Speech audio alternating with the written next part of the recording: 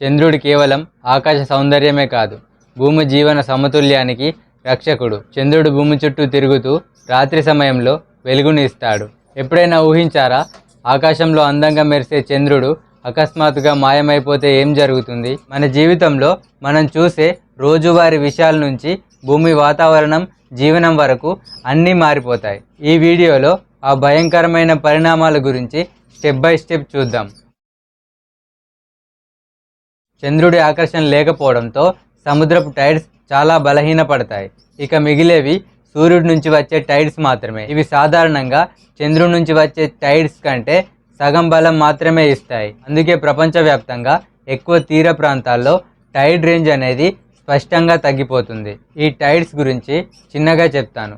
Tides అనేవి ప్రపంచంలోనే అత్యంత విశ్వసనీయ మరియు దృగ్విషయాల్లో ఒకటి. సూర్యుడు తూర్పున ఉదయిస్తున్నప్పుడు అండ్ అలాగే నక్షత్రాలు రాత్రిపూట బయటకు వచ్చినప్పుడు సముద్ర జలాలు క్రమంగా ఒడ్డుకు పెరుగుతాయి మరియు పడిపోతాయి. గురుత్వాకర్షణ అనేది అలలను సృష్టించే ఒక ప్రధాన శక్తి. 1687లో సర్ ఐజాక్ న్యూటన్ భూమి యొక్క మహాసముద్రాలపై సూర్య మరియు చంద్రుల యొక్క గురుత్వాకర్షణ వల్ల సముద్రపు అలలు ఏర్పడతాయని వివరించాడు. స్ప్రింగ్ లేదా నీప్ టైడ్స్ సూర్య చంద్రుల వల్ల ఏర్పడే పీక్ వేరియేషన్ ఇక ఉండదు. ఇంటర్టైడల్ జోన్ల విస్తీర్ణం తగ్గి టైడ్ పూల్డ్ ఈకోసిస్టమ్ అనేది ఒత్తిడికి లోనవుతుంది. పోర్టులు, తీర నావిగేషన్లు అండ్ అలాగే టైడ్ టేబుల్స్ పై ఆధారపడే మత్స్యకార్య కార్యకలాపాలకు దైనందిన ఆపరేషనల్ మార్పులు వస్తాయి.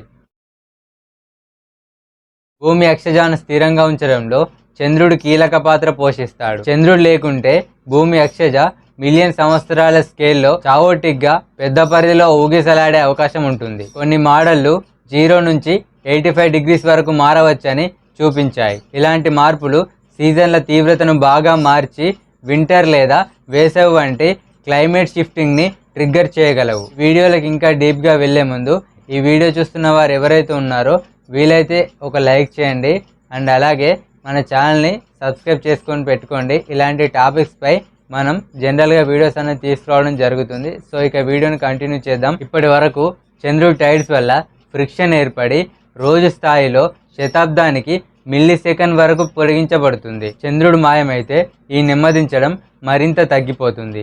టైడ్ సముద్రంలో వర్టికల్ మిక్సింగ్కి టెరావాట్ల స్థాయి ఎనర్జీని ఇస్తాయి. గ్లోబల్ డిస్పేషన్ని అంచనా వేసిన అధ్యయనాలు 3.5 TWగా చూపించారు. చంద్రుడు లేకపోతే చంద్ర టైడ్స్ వాటా మిస్సింగ్ అవుతుంది. లోతైన సముద్రపు మిశ్రమం తగ్గి పోషకాలు ఉపరితలం పైకి వచ్చే ధోరణి అనేది బలహీనపడవచ్చు. పౌర్ణమి వెలుగు లేదా లూనార్ క్యూబ్ లేకపోవడంతో రాత్రి జంతువుల వేట, సమాచారం, మైగ్రేషన్, ప్రిడేటర్, ప్రీడైనమిక్స్ అనేవి మారుతాయి. సముద్ర తీర జాతుల్లో అయితే ప్రభావం ఇంకా స్పష్టంగా ఉంటుంది. ప్రిడేటర్ ప్రీడైనమిక్స్ అంటే వేటాడే జంతువులు, వాటి ఆహారం మధ్య సంబంధాలు అండ్ అలాగే వాటి సంఖ్యలో కలిగే మార్పుల విధానం. ప్రపంచవ్యాప్తంగా కోరల్ జాతులు పౌర్ణమి తర్వాత కొద్ది రాత్రుల్లో సమన్వయంగా స్పాన్ అవుతాయి. చంద్రప్రకాశం లేదా టైడ్ టైమింగ్స్ అనేవి సంకేతాలుగా పనిచేస్తాయి. ఇవి లేకపోతే స్పానింగ్ దెబ్బతిని రిక్రూట్మెంట్ అనేది పడిపోవచ్చు. సూర్యగ్రహణాలు, చంద్రగ్రహణాలు పూర్తిగా మాయమవుతాయి. ఎందుకంటే ఈ రెండు ఈవెంట్లు భూమి, చంద్రుడు, సూర్యుడు ఏకక్రమంలో ఉన్నప్పుడు మాత్రమే జరుగుతాయి. చంద్రుడు లేకపోతే ఈ జియోమెట్రీ ఎప్పుడూ కుదరదు. లూనార్ క్యాలెండర్స్, తేదీ నిర్ణయాలు, చేపలు లేదా తాబేళ్ల సంరక్షణలో వాడే చంద్రదిశల ఆధారిత షెడ్యూల్ అనేది రీడిఫైన్ కావాలి. అండ్ ఫైనల్లీ సముద్ర తీర నిర్మాణాలు, పోర్ట్ ఆఫీసుల్లో టైడల్ డిజైన్స్ యొక్క అజంప్షన్స్ అనేవి కంప్లీట్గా చేంజ్ చేయాల్సి వస్తుంది. ఎడారిలో పూలవనం నిర్మించడం సాధ్యమవుతుందా? అదొక అద్భుతం. సో పదండి ఇప్పుడు దుబాయ్లోని మిరాకిల్ గార్డెన్ గురించి ఎక్స్ప్లెయిన్ చేస్తాను. ఈ గార్డెన్లో ఏకంగా 150 మిలియన్ అంటే 15 crores పైగా ఫ్లవర్స్ ఉన్నాయి. అండ్ అలాగే 250 మిలియన్స్ అంటే 25 crores పైగా మొక్కలు ఉన్నాయి. ఈ గార్డెన్ దుబాయ్లోని దుబాయ్లాండ్ ప్రాంతంలోని AI బర్షా సౌత్ 3 ప్రాంతంలో నిర్మించబడింది. దుబాయ్లో పచ్చదనం కొరతను దృష్టిలో పెట్టుకొని ప్రకృతిని ప్రదర్శించే దృశ్యాన్ని సృష్టించాలని ఈ ప్రాజెక్ట్ని చేపట్టారు. ఈ ప్రాజెక్ట్ యొక్క ఆలోచన మరియు రూపకల్పన UAE వ్యాపారవేత్త అబ్దుల్ నాసర్ రాహర్ గారిది. ఈ ప్రాజెక్ట్ను అభివృద్ధి చేయడానికి అక్కర్ ల్యాండ్స్కేపింగ్ సర్వీసెస్ అండ్ అగ్రికల్చర్ అనే కంపెనీ బాధ్యతలు స్వీకరించింది. ఇది 2013 ఫిబ్రవరి 14 వ్యాలంటైన్స్ డే రోజున దుబాయ్ మిరాకిల్ గార్డెన్గా అధికారికంగా ప్రారంభించబడింది. ఈ ప్రాజెక్టు యొక్క మొత్తం ఖర్చు సుమారు ఏఈడి 40 మిలియన్స్, అంటే మన ఇండియన్ రూపీస్లో 95,24,86,400 రూపాయలు. ఈ ప్రాజెక్ట్ 2 ఫేజ్లుగా కంప్లీట్ చేశారు.